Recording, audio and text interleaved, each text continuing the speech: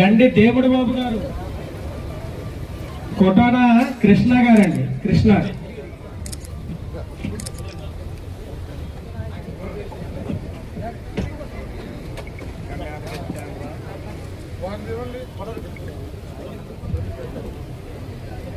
చైతన్య కిల్లి వెంకట సత్యనారాయణ గారండి. ఓకే.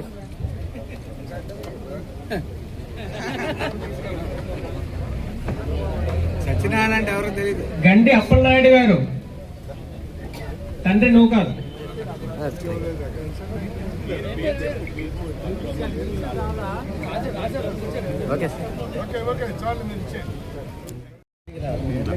అందరికీ నమస్కారం. ఈరోజు సబ్బవరం మండలంలో 1500 పైన పట్టాదారు పాస్ పుస్తకాల పంపిణీ కార్యక్రమంలో పాల్గొనడం జరిగింది. ఇది ఒక మంచి బృహత్తరమైన కార్యక్రమం. గతంలో జరిగిన అవకతవకల మీద సర్వే చేయించి, గతంలో జరిగిన తప్పుల్ని సరిదిద్ది, ఏదైతే ఎక్స్టెంట్ ఉందో దాన్ని కరెక్ట్ చేసి, హక్కుదారులు ఎవరో వాళ్ళని కూడా ఐడెంటిఫై చేసి, ఆ తప్పులన్నీ మళ్ళీ దొరకకుండా గత ప్రభుత్వం చేసిన తప్పుల నుంచి గుణపాఠాలన్నీ కూడా తెలుసుకుని, ఏదైతే హక్కుదారుడు ఫోటో ఉండాల్సిన చోట గత ప్రభుత్వంలో వారి ముఖ్యమంత్రి ఫోటో పెట్టుకున్నారో అవన్నీ తీసేసి, తాతలు తండ్రులు మనకు భూమి ఇస్తే మన ఫోటో ఉండాలి, తద్వారా బ్యాంకుకు లోన్కి వెళ్ళినప్పుడు కూడా టాలీ చేసుకోవడానికి అర్థం పరమార్థం ఉంటుంది. అవన్నీ గ్రహించి అవన్నీ మార్చి హక్కుదారుల్ని, నిజమైన హక్కుదారుల్ని గుర్తించి ఈరోజు తయారు చేయడం జరిగింది. దాన్ని సద్వినియోగం చేసుకోమని చెప్పాం. క్యూఆర్ కోడ్ కూడా ఇచ్చాం. అంటే ఒక్కసారి డిజిటల్గా నువ్వు చెక్ చేసుకుంటే మొత్తం చరిత్ర అంతా వచ్చేస్తుంది. భూమి తాలూకా చరిత్ర అంతా ఎవరి దగ్గరికి తిరగక్కర్లా. నీకు తప్పు జరిగిందంటే మళ్ళీ వెంటనే ఎంఆర్ఓ దగ్గరికి వెళ్ళొచ్చు. ఈ బుక్ అనేది నీకు లైఫ్ లాంగ్, ఇది నీకు నీ హక్కుదారుడిగా నేను నిలబెడుతుందన్న విషయంలో ఏమాత్రం అనుమానం లేదు. భవిష్యత్తులో కూడా ఇప్పుడు ఏమైనా తేడా పాడాలి ఏమన్నా ఒకరిద్దరికి ఉంటే మా ఎంఆర్ఓ డిపార్ట్మెంట్ని, మా ఎంఆర్ఓని కలిసి సరిదిద్దుకోమని కూడా చెప్పడం జరిగింది.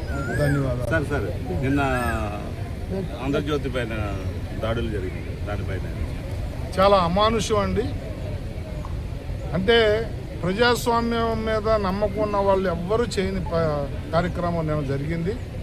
ఆంధ్రజ్యోతి ఆఫీస్ మీద దాడి, సిబ్బంది మీద చేయి చేసుకోవటం కానీ, ఆ మాట్లాడిన భాష కానీ సభ్య సమాజంలో ఎవరు కూడా హర్షించదగ్గ భాష కాదు, ప్రవర్తన కాదు. అంటే అధికారంలో లేకపోయినా రౌడీ అనేవాడు ఎలా ఉంటాడో, రౌడీ అనేవాడి ప్రవర్తన ఎలా ఉంటుందో దాన్ని మళ్ళీ కూడా చూపించిన నేపథ్యం నిన్న మనం చూసాం. దాన్ని తీవ్రంగా ఖండిస్తూ ఉన్నాం. అయితే ఎప్పుడు కూడా దౌర్జన్యం చేసి కూల్చివేతలు, కొట్టడాలు, నరకటాలు, చంపటాలు, పర్రా రఫా అనుకుంటూ ఏదేదో వాళ్ళ లాంగ్వేజ్ కానీ వాళ్ళ తాలూకా భాష, మాట అన్నీ కూడా మనం వింటూ ఉన్నాము. ప్రజలకు ఒకటే నేను హెచ్చరిస్తూ ఉన్నాను, భవిష్యత్తులో అలాంటి వాళ్ళని ఎక్కడ లోకల్ బాడీ ఎలక్షన్లో కానీ, రాబోయే జనరల్ ఎలక్షన్లో కానీ అలాంటి వాళ్ళని ఎక్కడ మనం ఎంకరేజ్ చేసినా కూడా జీవితంలో చేసిన తప్పును దిద్దుకోలేని తప్పు అవుద్ది. ఇవన్నీ గమనించమని చెప్పి నేను కోరుతాను. ఈరోజు ఇంకో 2-3 గంటల తర్వాత పవన్ కళ్యాణ్ గారు డిప్యూటీ సీఎం వైజాగ్ వస్తూ ఉన్నారు. నేను ఎయిర్పోర్ట్ వెళ్ళి అక్కడ నగరంలో ఏర్పాట్లు చూసుకోవాల్సిన నేపథ్యంలో కూడా ఇది ఒక మంచి కార్యక్రమం, 1500 మంది రైతులకి పాస్ పుస్తకాలు ఇచ్చే కార్యక్రమం అని చెప్పి నేను వస్తే 300 మంది కూడా రాలేదు. అంటే మేము బిజీగా ఉన్నాం, మేమైతే సర్దుకుంటున్నాం, కానీ మీరైతే సర్దుకోవట్లేదు. మీరు ఖాళీ ఉన్నప్పుడు వచ్చి ఎప్పుడన్నా తీసుకోవచ్చు అన్న ధీమా వచ్చేసింది మీ అందరికీ కూడా. ఇది ఒక మంచి కార్యక్రమం. మన తహసీల్దార్ గారు మొత్తం మీకు చెప్పారు. గతంలో ఇష్టం వచ్చినట్టుగా సర్వేలు చేసి ఒకరి భూమి ఇంకొకరికి ఇచ్చేసి, హక్కుదారుల మధ్యలో గొడవలు పెట్టేసి, రకరకాలుగా ఏదో ఇచ్చామన్నట్టుగా చేసామన్నట్టుగా కార్యక్రమాలు చేశారు. అన్నిటికన్నా ఘోరం ఏమిటంటే ఈ రాజముద్ర కానీ మీ ఫోటో ఉండాల్సిన ప్లేస్లో గత ప్రభుత్వం ఆ ముఖ్యమంత్రి ఫోటో పెట్టి మీకు పాస్ పుస్తకాలు ఇచ్చారు. దాంతో జరిగిన అనర్థం ఏంటంటే నీ తండ్రి నీ తాత నీకు ఇచ్చిన భూమి మీద ఆ పట్టాదారు పాస పుస్తకం మీద నీ ఫోటో ఉండాలి కానీ ముఖ్యమంత్రుల్లో ప్రధానమంత్రుల్లో లేకపోతే ఎమ్మెల్యేలో ఇంకెవరో ఫోటో ఉంటే దాని అర్థమే మారిపోయి బ్యాంకులు కూడా లోన్ ఇవ్వడానికి తిరస్కరించిన నేపథ్యం మనం చూసాం. ఇది చాలా బాధాకరమైన విషయం. ఏదో వాళ్ళని విమర్శించాలని కాదు కానీ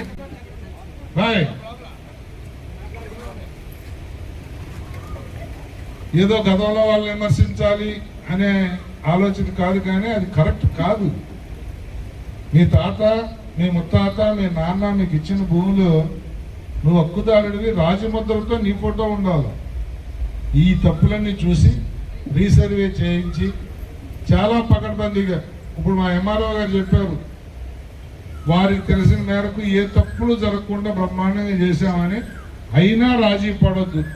ఎక్కడన్నా మీరు పుస్తకం తీసుకున్న తర్వాత మీ భూమి మీరు అనుకున్నంత పట్టాదారు పాస పుస్తకం రాకపోతే దాన్ని మళ్ళీ మా తహసీల్దార్ గారికి చెప్తే రీఎంక్వైరీ కూడా చేసి తప్పు జరిగితే దాన్ని దిద్దుకునే బాధ్యత కూడా ఈ ప్రభుత్వం తీసుకుంటుందని చెప్పి నీకు మాటిస్తాను.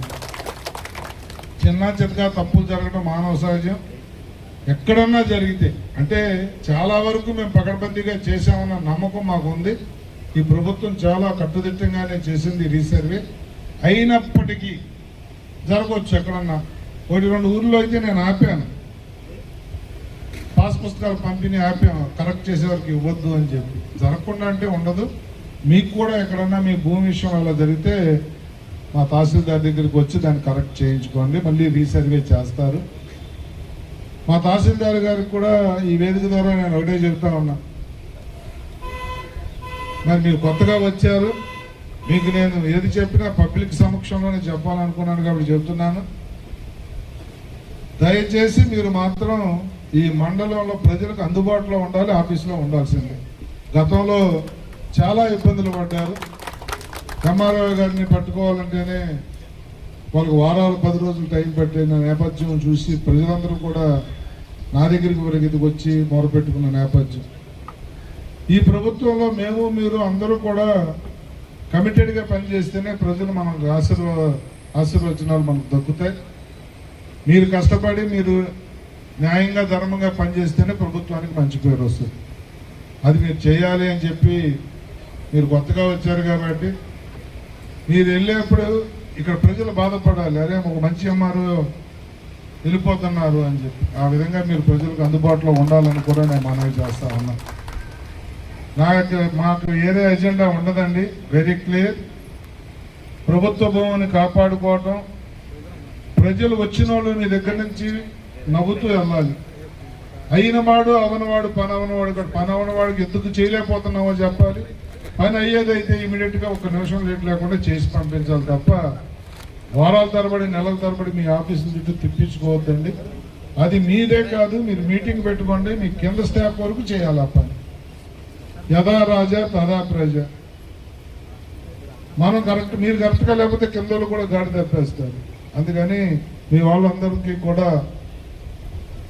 ప్రజలకి నచ్చే విధంగా, ప్రభుత్వం నచ్చే విధంగా, ఎవరికి ఇబ్బంది లేని పాలన మనం ఇవ్వాలని మా సంకల్పం. దానికి మీరందరూ కూడా పనిచేయాలని మరోసారి తెలియజేస్తూ మీకు ఒకటే చెప్తున్నామమ్మా, ఎవరు శాశ్వతం కాదు. గత ప్రభుత్వం కరెక్ట్గా పనిచేయకపోతే దించి మమ్మల్ని ఎక్కించారు. మేము కరెక్ట్గా పనిచేయకపోతే కూడా ఏం జరుగుతుందో మాకు తెలుసు.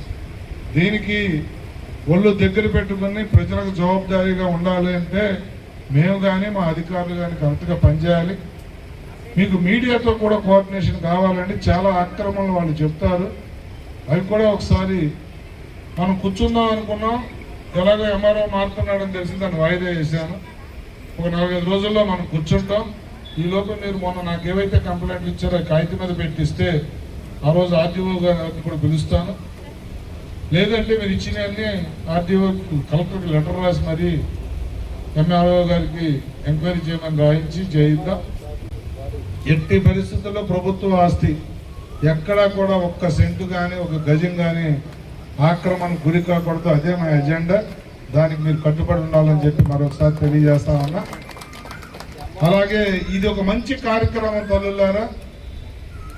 ఇది ప్రభుత్వం చాలా చిత్తశుద్ధితో మీ భూమి మీద మీకు హక్కు కల్పించడానికి, ఎక్కడన్నా అవకతవకలు ఉంటే సరిదిద్దడానికి రీసర్వే చేసిన కార్యక్రమం.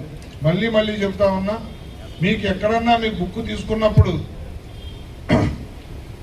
ఎక్కడన్నా మీకు తప్పు జరిగింది, తప్పు దొరికింది అనిపిస్తే ఇమీడియట్గా మీరు మా ఎంఆర్ఓ గారిని కలవండి. అవన్నీ కూడా సరిచేసే బాధ్యత కూడా మేము తీసుకుంటాం. ఇది ఒక మంచి కార్యక్రమం, ప్రజలకు ఉపయోగపడే కార్యక్రమం. గౌరవ ముఖ్యమంత్రి నారా చంద్రబాబు నాయుడు గారు కానీ, గౌరవ ఉప ముఖ్యమంత్రి పవన్ కళ్యాణ్ గారు కానీ ఇది చాలా శ్రద్ధతో మనసు పెట్టి మీకు మేలు జరగాలని చెప్పి చేసిన కార్యక్రమం. ఇక్కడికి రాని వాళ్ళకు కూడా ఏ ఊరికి ఆ ఊరు పంపించి ఇమీడియట్గా అందరికీ డెలివరీ అయ్యే విధంగా చేయండి. ఇది ఒక మంచి కార్యక్రమంలో ఈరోజు నన్ను కూడా భాగస్వామ్యం చేసినందుకు మా అధికారులకు కానీ మా ప్రజాప్రతినిధులుగా మనస్ఫూర్తిగా అభినందనలు తెలియజేస్తా ఉన్నా. ధన్యవాదాలు. తప్పకుండా